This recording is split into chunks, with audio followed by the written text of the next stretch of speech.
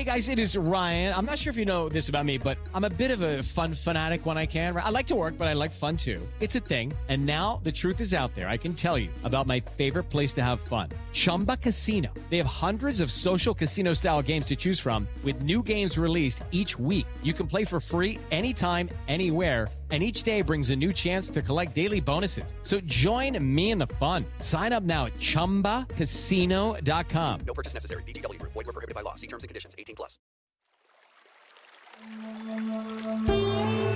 Hi everyone, I'm Deb Flashenberg. Welcome to Yoga, Birth, Babies, a podcast produced by Prenatal Yoga Center. We will be diving into everything prenatal yoga, birth, and baby related, hoping to inspire, educate, and empower you through your journey into motherhood. Thank you for listening. Hi, I'm Deb Flashenberg, and I'm your host of Yoga, Birth, Babies. So, has this happened to you? You are late in your pregnancy or you just had a baby and you walk into a room and you're like, why did I even come in here? Or as one of the mothers in postnatal the other day told me, she put on 2 different shoes as she came to the studio. So there is something you may have heard of, mommy brain, and it is a little bit about forgetfulness, but as my guest is going to talk about, mommy brain is really a powerful superpower. We're going to rebrand mommy brain. Instead of thinking about it in the negative, let's look at some of the amazing things the mommy brain can do. So having this conversation today is Dr. Jodi Pawluski. Let me tell you a little bit about Jodi. So she's a behavioral neuroscientist, therapist, and author based in France. For over a decade, Jodi has studied the neuroscience of motherhood and the effects of perinatal mental illness and antidepressant medications on the mother and developing offspring. She regularly speaks nationally and internationally about her research findings as well as the fascinating effects of parenting on the brain. And we really dive into that, not just on the person that birthed the baby, but on the partner, adoptive parents, the dad. So Jodi's also a postpartum support international coordinator for France and a member of the Canadian Perinatal Mental Health Collaborative, and she has her own podcast called Mommy Brain Revisited. So Jodi and I have a really great conversation about what is happening with the brain late in pregnancy, after baby, the environment that we're dealing with, the chaos, as well as the impact of having a baby and parenting decades later. Once a parent, always a parent. I think you're really going to enjoy this conversation. Before we get to my chat with Jodi, I just wanted to touch base on some of the things happening at Prenatal Yoga Center.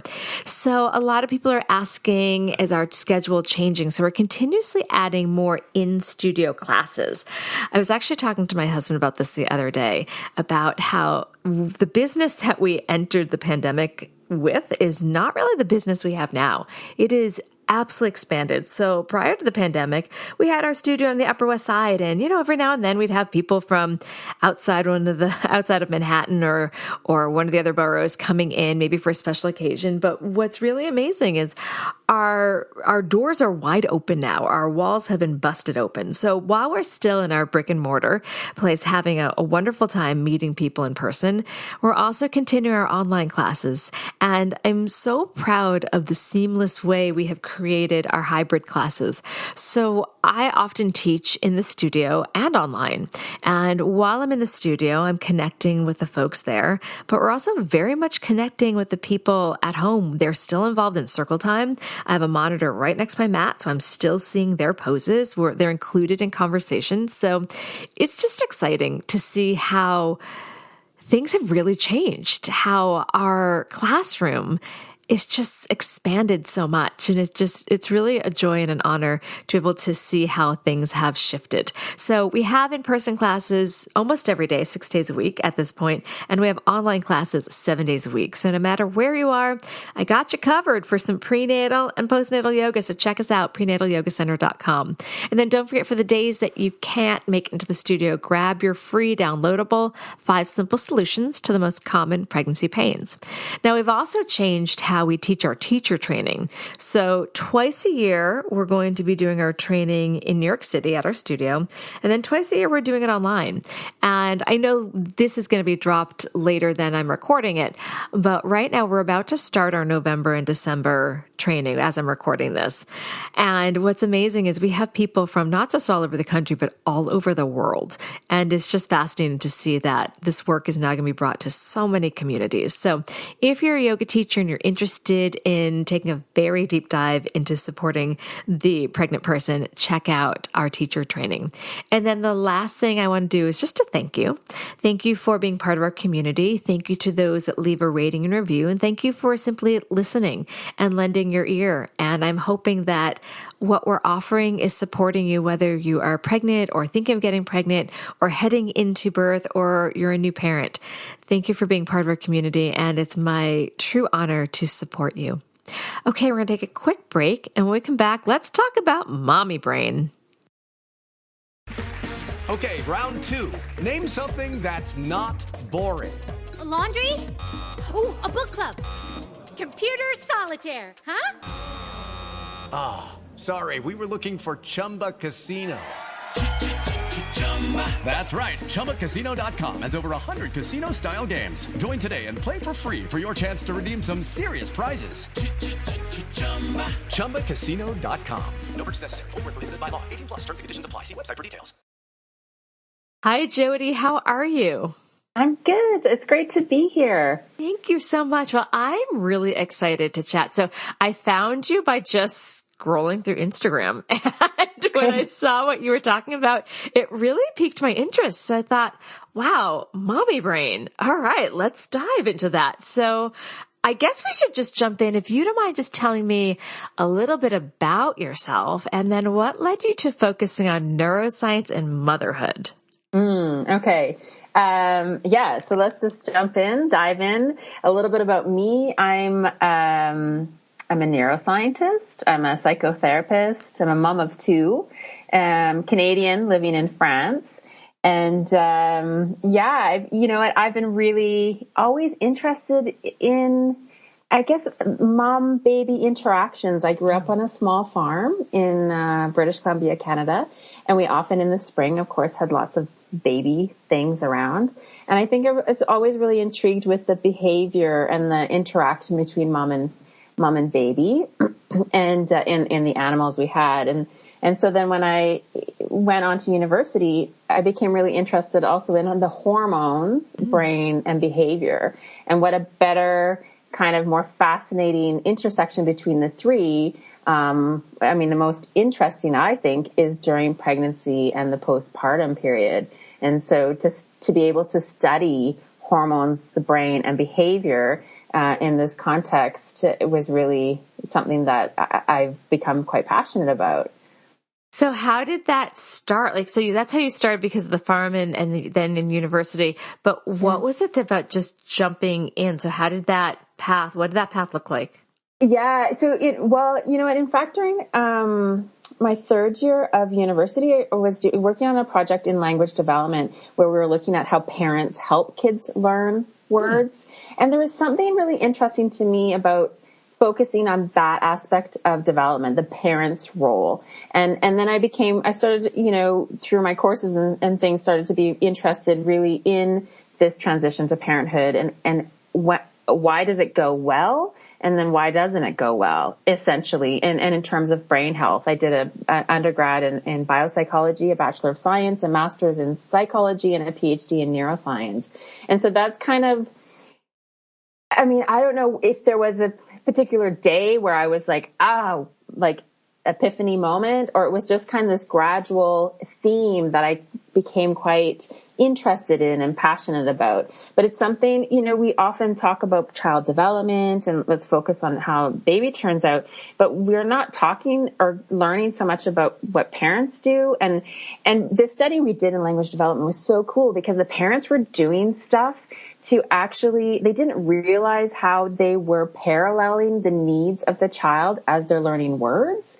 So the parents were actually, because kids learn words, they don't like 2 things, for example, to have the same proper names. So 2 Jodis would be like odd. So the parents, without even knowing it, will be, oh, that's like tall Jodi and that's short Jodi or something. So they often will add a specifier. So this was really fascinating to see how there's this component we're not looking at that helps with child development, this parent component, if you want to call it that. But then also, how does parenting itself affect the person, the adult, right? And that in itself is very intriguing, at least to me and my colleagues in the field. Yeah, and that's a perfect segue into how does parenting affect the adult, because we're going to get into that whole mommy brain. And the thing I find so interesting about that is I was telling some students yesterday in postnatal, we had a good group yesterday and they were staying after and we were kind of laughing. They're like, okay, Deb, what are you talking this week? So they know I'm always doing a podcast. And I said, we're going to talk about mommy brain. And they just broke out laughing. And I'm like, why? They're like, because one woman's like, I put on 2 different shoes this morning and I left the house. And so then I went out to the lobby. I'm like, yep, there they are. Oh my gosh. That's hilarious. Yeah. So let's talk about what that means. Because a lot of people, what was fascinating when I was researching your work, it was just interesting how it has maybe a negative connotation, mommy brain, but some of the stuff you talked about, there's an increase in certain parts of the brain. So I guess let's dive into what is mommy brain? Yeah. And so this is often what happens when we talk about the brain and motherhood in particular, and probably be more specific. It's more of a mom thing, a birthing parent thing. We often talk about, and so often when we talk about the brain and motherhood or being a birthing parent, the first thing that comes to mind is this idea of like, I've traded in my neurons for kids. There's like this meme that goes around social media often, and there's all sorts of anecdotes about how our brain isn't functioning as well. So for me, I can talk about that definitely and what we know from the science. But what I would really love is if we think about our brains as moms, as birthing people, as being actually awesome, because it does do pretty amazing things. Mm-hmm. So if I don't like the negative connotation we give mommy brain, and I'd love it to be rebranded to something much more positive, because your brain does super amazing things when you become a parent, and dads and partners' brains too, of course, but not maybe to the same extent. It doesn't show the same amount of changes as what we see in moms across pregnancy and pregnant people across pregnancy. So this is one of my big things is let's like learn more about our brains so that we can actually rebrand how we think about it. Yeah. But mommy brain, let's talk about mommy brain, because this is and these memory changes with motherhood. I think these are quite significant, and lots of women will experience some sort of memory change, right? And usually they feel they have poorer memory. This is the big thing that comes up. And so what the science says, in fact, is if we look at the studies, although there's not very many of them, there's a couple themes that come out. One is, for sure, there seems to be on certain tests of memory. So memory is quite complex and diverse, but on things like remembering words for things, or trying to remember something, say, from this morning, kind of a short-term memory, there can be a slight deficit during late pregnancy and perhaps the early postpartum period in this type of memory. So nothing that would impact daily functioning, impact ability to perform a job or anything like this. But there's something there the science is starting to tell us. What's interesting is there's lots of studies that actually show also that there's no differences between a pregnant person and a non-pregnant person in their ability to do memory tests. One thing I find interesting is often the individuals come into the lab to do these tests. And one study that I was part of, we had also the participants, the pregnant and non-pregnant people, have to do something in their home a week after they visited the lab. And they had to remember to call the lab back or mail something in. And in fact, that's where you started to see the differences in the pregnant and the non-pregnant women. Was the pregnant ones were forgetting to do those tasks from home. So for me, I think there's something about our environment that might be playing a role in our everyday memory functioning. And, what we talk about often is that we are forgetting lots of things as moms, as pregnant people and postpartum. But in fact, when you sit down and have this space in the lab in a quiet area, you can do quite well on most memory tests that are standardized and given to participants. So that's, I think, a big thing we need to think about and talk more about. Does that kind of... That makes a lot of sense. So again, I'm not coming at this with any science. I'm just listening and thinking.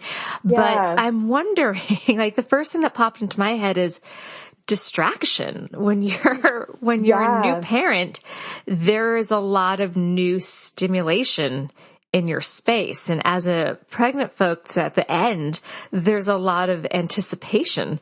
And so it's interesting that when you were saying at home, that environment compared to a quiet lab, and you didn't see as much difference between the pregnant and postpartum brain and the non-pregnant person. I'm just so curious about, like, we're just overstimulated. There's just too much on our plate to make our brain function in the same way. Again, I have no science background. I'm just literally thinking logically as I'm hearing you.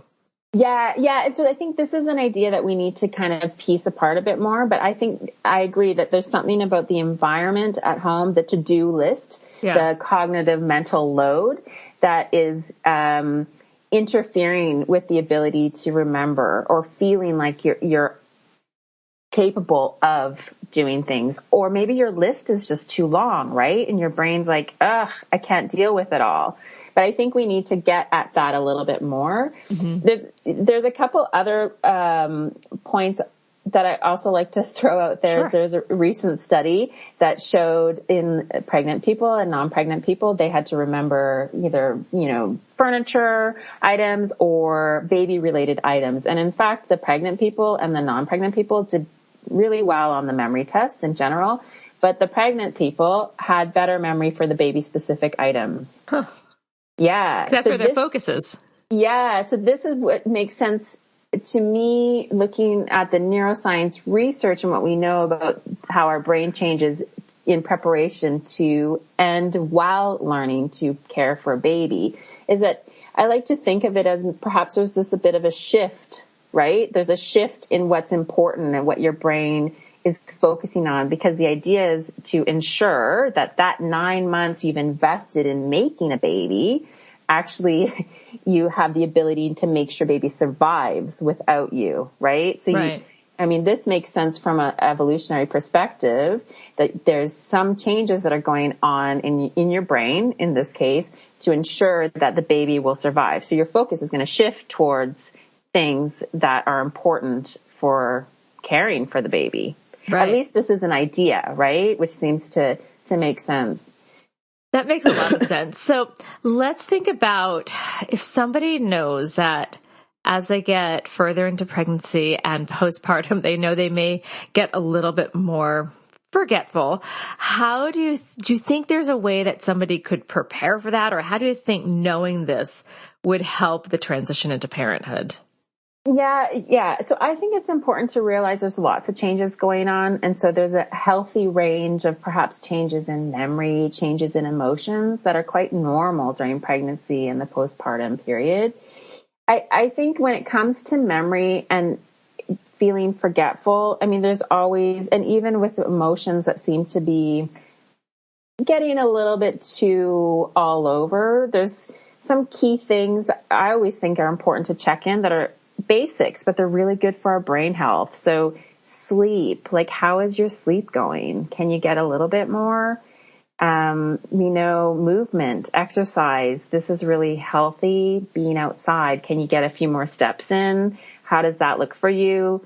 What about your eating, right? Are you feeding your body and your brain okay? Like, have you had something fresh and colorful, non-processed lately? And then have you had downtime, relax time, enjoyment time? Mm-hmm. And I think, we forget that these are really basic elements we forget to focus on that can really feed our brains and our bodies. And I think it's really important. Of course, you can't do them all, or you can't change them all, and they're all not going to be perfect or how you envision they should be. But if you can modify even one a little tiny bit, mm-hmm. And just start there, that can really make a difference. That makes a lot of sense. Yeah, often this also takes into account, you also have to decrease your cognitive load. Like, is your to-do list really too big? Right? Sometimes I think, can we modify that as well? Yeah. So let's go back to environment. So we were talking about the environment of a household with a new baby, which, let's face it, that's utter chaos. So what are ways that we can maybe control that better? Because I'm assuming, as you mentioned, it's going to impact the memory of the new parent. So how does that environment and how can we help the new parent in that utter chaos? Yeah. And I think, one thing that's really important to remember is that your brain is actually getting geared to learn to parent, and parenting is all about making mistakes and learning. So I think it's also important to go in there with like, this is a learning time. I'm going to have to figure it out. This is also an important perspective to go in with that. But okay, it is chaotic having a baby, number one. And then if you had two and, things get crazy in the house. So how do you protect maybe your health or your time or your brain health? And reserve time for you. This is a difficult question with probably different answers, let's say, depending on what you have as resources. But I think one thing that's really important is that, to partners who are listening, and the partners kind of also become quite active, right? And, parent as well. Their brains will change too. And having at least two adults can be beneficial. Ideally, I was chatting with someone recently, and she said she thinks that we should have 3 adults for every baby in the household, which makes sense, right? Someone can sleep, someone can take care of baby, and someone can clean or what have you. So I think having a support system is really helpful if you have access to that. Sometimes expecting and accepting that there's going to be chaos can also give a lot of relief, because you just know it's not going to go as planned. So lowering expectations could be really helpful.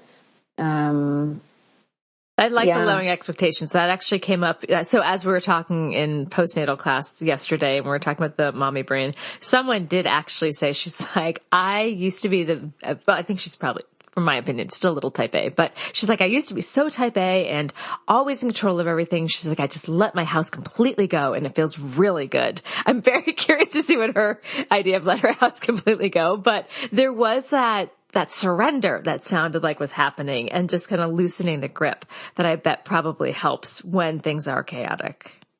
Yeah, and I think that's part of like the to-do list, like getting rid of a bunch of stuff that's not really necessary. Where can you let go? Where can you have other people step in and realize that you're going to have, a messy house. If you can't live with a messy house, and that's going to be a priority to make sure it's clean, then okay, deal with that. You're going to have to let something else go. But lowering expectations. Often I remember thinking back to when I had my first, and then I had 2 under 2, in fact, which is always a bit fun, let's say. But often it was just like getting through the day, right? The goal was just like everyone get through the day and have an okay time. Let's do it. Yeah. And that's number one. Yeah, no, I appreciate that. My husband, who's a therapist, always says that at some point, some ball is going to drop. Like, we just have to let that happen. Mm-hmm. So some of your research I thought was really interesting. You talk about how the brain gets rewired to feel that pull of caring for the new baby, and then continue with that motivation to continue to care for the new child, even decades later. Can you talk a little bit about that?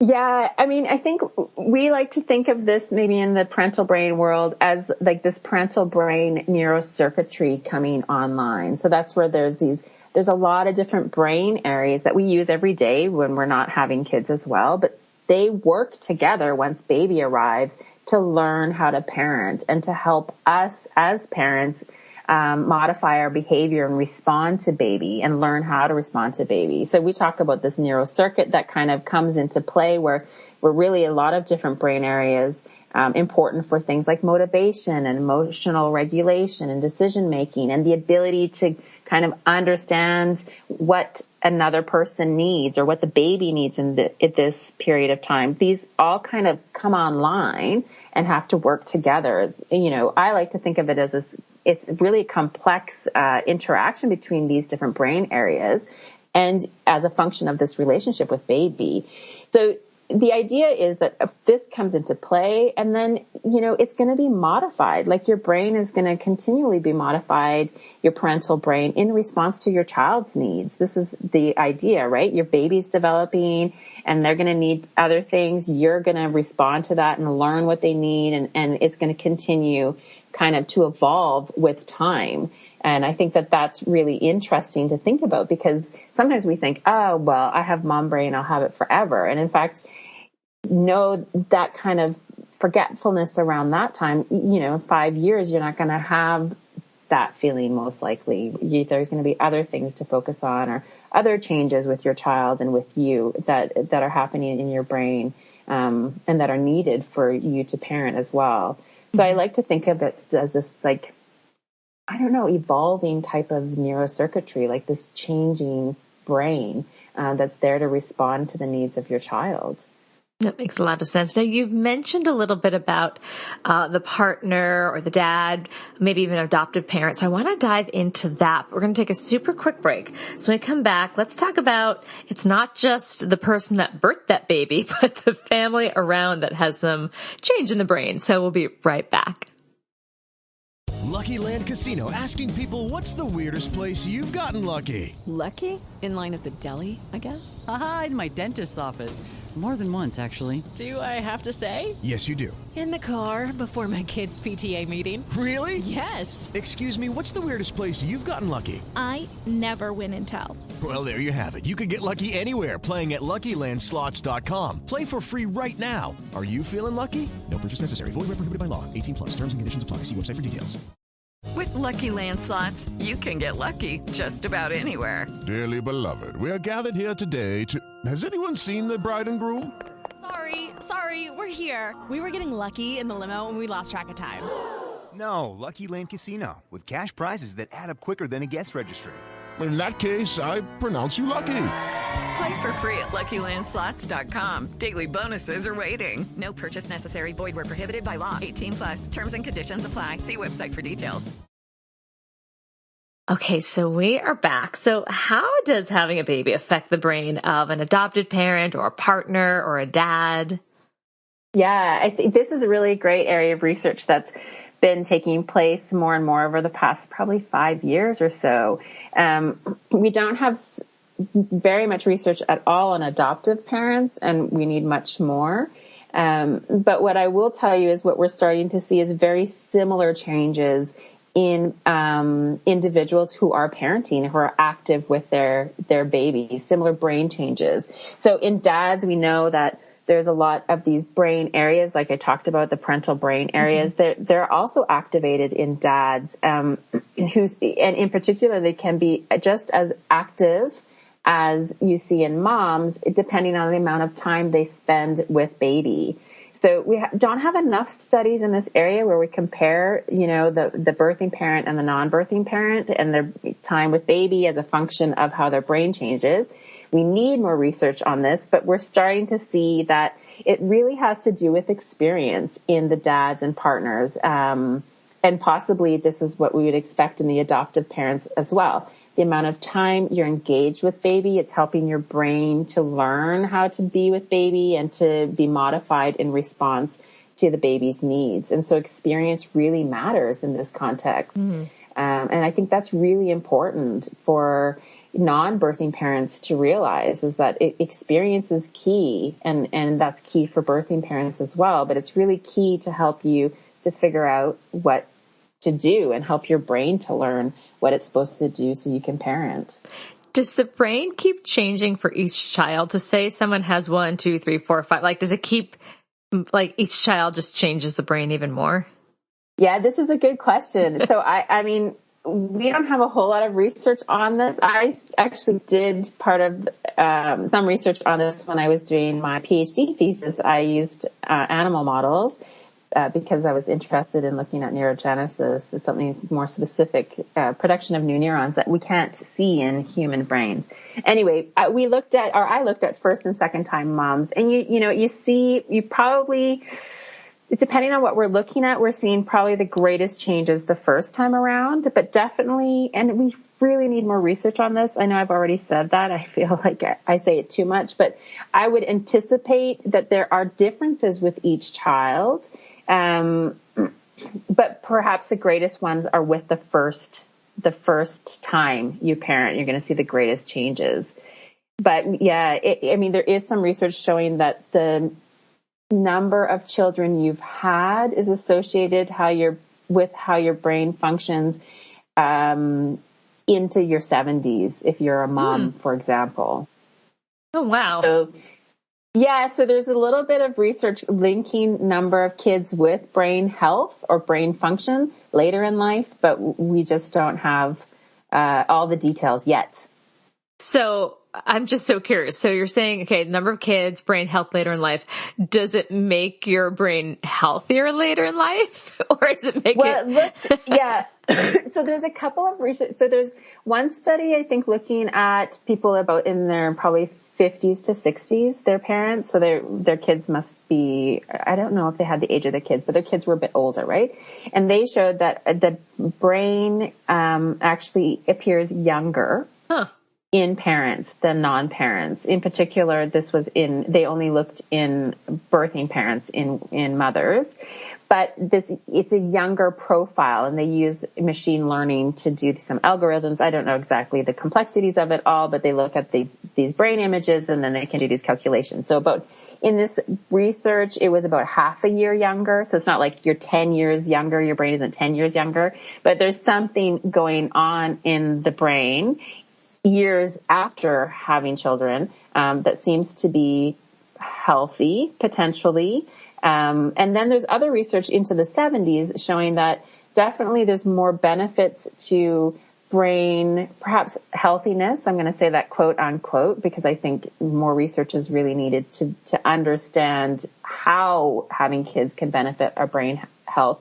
But there definitely is an effect on the functioning of the brain, particularly in the study that looked at the 70-year-olds was in the mother, the person who identified as the mother, and, was the primary caregiver most likely, compared to the dad. So there's something there that's really interesting to suggest that the number of kids you have can improve your health. There's some research showing that maybe having 3 or 4 is optimal, apparently, but I think we need more research to really find the optimal number or to really understand. That actually makes me laugh because I totally respect those that have 3 or 4. I have 2, and I could not imagine my brain actually functioning better with. I know some people absolutely can handle 3 or 4 kids. I feel like if you threw more kids into this household, my brain would function worse, but that could just be me. Some people might absolutely have it under control. So it just made me chuckle a little when you said 3 or 4. I'm like, wow, that takes a special person and a very powerful brain. I know, right? Because I have a friend who has 7, and then I'm like, wow, this is amazing, right? And how healthy is she going to be? How long is she going to live? Who knows? But I think it also depends on other factors. Our brain is also responding to our environment every day, and not just if we have kids or not. Right. So there's lots of different factors that can affect how our brain is functioning, our brain health. But it is really interesting to think about this relationship with our kids that can play a role for the rest of our lives on how our brain is. That is so interesting. So I want to go back a little bit about something you were saying about kind of the positive and negative ideas about our brain. So I was reading one of your articles, so I wrote this out because I knew I would mess up the quote. You say, mom brain should symbolize all the amazing things our brain is doing to ensure our little one survives. And the reason I love that is because, as you mentioned, sometimes we kind of fall into the negative of parenting, but this puts a really positive spin on the mom brain instead of like, wah, wah, I have mom brain. It's like that negative parenting culture. Can you talk a little bit more about the amazing positives of mom brain? Yeah. So, I mean, this goes along with this idea that we need to rebrand how we think about our brains when we're moms. And this is where, like, you're keeping a baby alive. You're learning how to parent. You're learning how to respond to that baby. You're learning how to make decisions, to figure out some cues. Like, there's a whole bunch of stuff you're doing that you don't actually know you're doing. And I think that's where that's the problem, is this stuff is just like you're doing it, but it's not like you're quantifying it or understanding that you're doing it. For example, there's this great study. I always love bringing up this study, where a mom, a few hours or about 2 hours after birth, she was given a choice of 3 babies' hands. So one was her baby, one was another baby, and another unfamiliar baby. So she had a choice of 3 hands, and she could identify her baby just by touching the back of her baby's hand. Oh, wow. Yeah. So this is actually your brain. This is memory, right? This is something that we don't think about or notice. And so I think there's a lot of those little subtle things that are happening. They're pretty amazing, that happen in moms. And they also did this similar study, or the same study, with dads after 6 or 8 hours afterwards. And it was a very similar finding, that the parent could identify their own infant just by touching the back of the infant's hand. Mm-hmm. And for me, this is pretty wild, right? I mean, it speaks to all these things that are going on, probably a ton of them that we don't actually notice as parents at all, and that our brain is like sorting out and remembering and picking up and doing, so that we make sure the baby is going to survive and we're going to know our baby. So that's where this is like, we need to start thinking about how amazing our brain is, because it's giving us the capability to ensure that a baby is going to survive, right? Yeah. Yeah. And that's the essence of really what I want us to remember our brain is doing. So yes, we're going to maybe forget some things. Yes, that's going to feel kind of crappy. But then what about remembering all those other things that you're remembering, and just, the fact that you are keeping baby alive? Like, that's a significant thing. I totally agree. So you have a book, Mommy Brain. Is there anything that you want to share from that book that I didn't ask about? Yeah, I mean, so I have my book. I'm hoping it will be in English soon, so it's in French. I know, because, as I got prepared for this, I'm like, I will get her book. And then I went to do that. I'm like, oh, no, I won't, because it's in French. Yeah, so I'm... so I had to read all your articles instead. Yeah, I wrote it in English. It was adapted for the French, and I'm hoping to have an English version out. So a couple of things I want to bring up is, number one, is that we didn't talk about this whole idea that our brain is shrinking across pregnancy. And I think that we should clarify that, because this comes up quite a bit, that people are like, have seen, the headlines, your brain does change in size across pregnancy. It does decrease in size. But that's actually associated with positive feelings towards your infant and bonding. And it's not been associated with any memory changes. So there is this kind of idea, we like to talk about it as a fine tuning of your brain. So there's this decrease in volume of about 1% in certain brain areas important for parenting. This happens across pregnancy, only in pregnant people, not in their partners. Although there is some changes in the partner's brains too, a decrease in volume, not to the same extent. Does it come back? So we don't know that it comes back, at least in this line of research. They haven't shown it come back yet in these specific areas. At 6 years is the last time point they've looked at these individuals.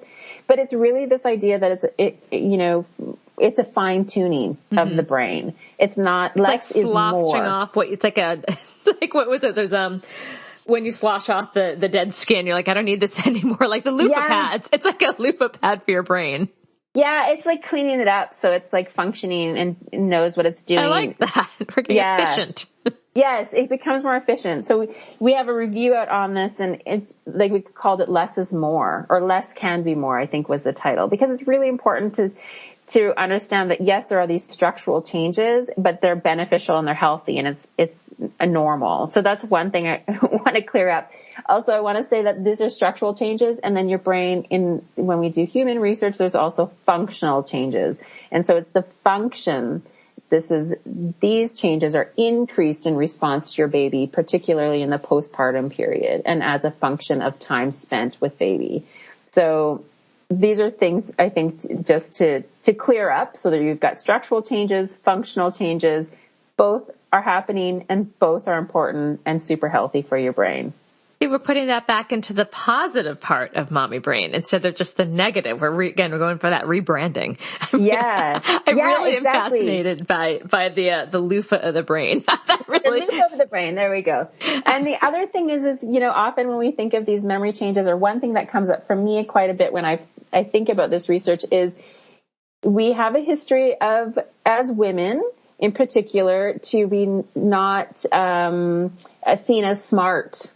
And I often wonder if that history often makes us more aware of when we're forgetful, and it makes us more sensitive to it. This is an idea out there, but there's definitely a lot of sexism around intellect, and we grow up in these environments often where we're not encouraged to be intelligent. So when we start to feel like we're not as intelligent as we usually are, we might be emphasizing or focused on that.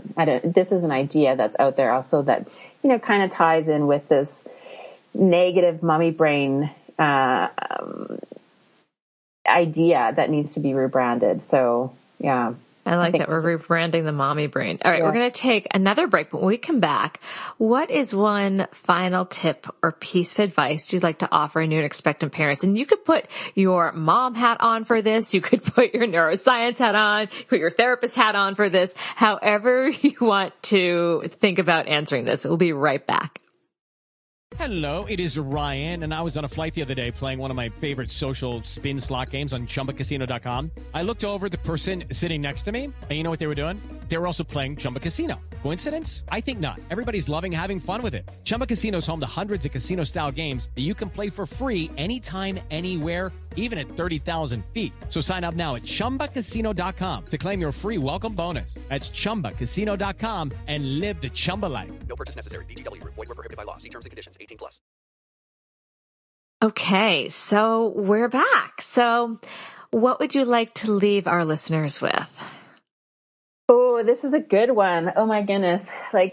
Okay, because I have my neuroscience hat on, and then I have my mom hat on, and then I have my life hat on. I think that's a good one. The life hat's actually very important, I think. Yeah, the me part. Yeah, this is a good one. So, okay, a couple things that come up are, you got this. Your brain will sort it out. Just give it some time. So I really feel like, sometimes we get into there's too much pressure about how to do things when I think we've got it. And we often have to have just trust that we can sort it out, of course, with information and support, but also understanding that there's an element to parenting, or at least for me personally, for mothering, where I had to own how I was going to do it. It was just going to be my way, and that's what works for me. And I think that's really important to have this, develop this confidence in what you're doing, or be confident that you can do it. And you can. Your brain is sorted out to figure it out. You can do it. You can't do it all. So you also need support, and I think that's really important. And you know what? You don't always have to wear your mom hat all the time. I think it's also important to do other things and remember that there's there's other parts to you that need to be developed. It might take some time for those pieces and those parts to see their time in the sun after the first, and hopefully after the first few months, or, you can start to develop them again. But the first few months of parenting is intense, right? And your brain has to sort it out, learn it. You're going to make mistakes. You're going to learn from those mistakes. And just kind of go with it and figure out what works for you, not what you should do, but what actually does work for you. I think that's important. Those are really great tips. Where can people find your work? You can find me at my website, JodiPawluski.com. I'm also on Instagram at Dr. Jodi Pawluski, on Twitter at Jodi Pawluski. And yeah, that's where you can find me. Do you have any sense of when your book will come out in English? No, I don't, unfortunately. It's a tough one. I need a publisher, actually, if you have a publisher I don't, interested. but you never know who's listening. You never know. I mean, it's ready to go, or it will be in a couple of weeks. I'm just updating the English version to reflect the French one, and then we just need to sort out how to best get that out in English as soon as possible. So when it comes out, you let me know so that we can update the show notes and that we can make sure we have a link, because I think people who have probably listened to this and be like, give me more information. So I'll make sure that we link to that. Yeah. This has been so wonderful. I'm just so smitten with the idea of rebranding. The mommy brain. Like that makes me smile instead of feel kind of down about it. So thank you for sharing that. Yes. No, thank you. I think we do need to rebrand it. It's amazing what your brain does. So let's celebrate it. Let's acknowledge it. Celebrate it. Definitely. Thank you so much, Jodi. This has been an episode of Yoga Birth Babies, produced by Prenatal Yoga Center. You can catch us on Facebook, Twitter, Instagram, and Periscope. I'm Deb Flaschenberg. Thanks for listening. Lucky Land Casino, asking people, what's the weirdest place you've gotten lucky? Lucky? In line at the deli, I guess? Aha, in my dentist's office. More than once, actually. Do I have to say? Yes, you do. In the car before my kids' PTA meeting. Really? Yes. Excuse me, what's the weirdest place you've gotten lucky? I never win and tell. Well, there you have it. You can get lucky anywhere, playing at LuckyLandSlots.com. Play for free right now. Are you feeling lucky? No purchase necessary. Void where prohibited by law. 18+. Terms and conditions apply. See website for details.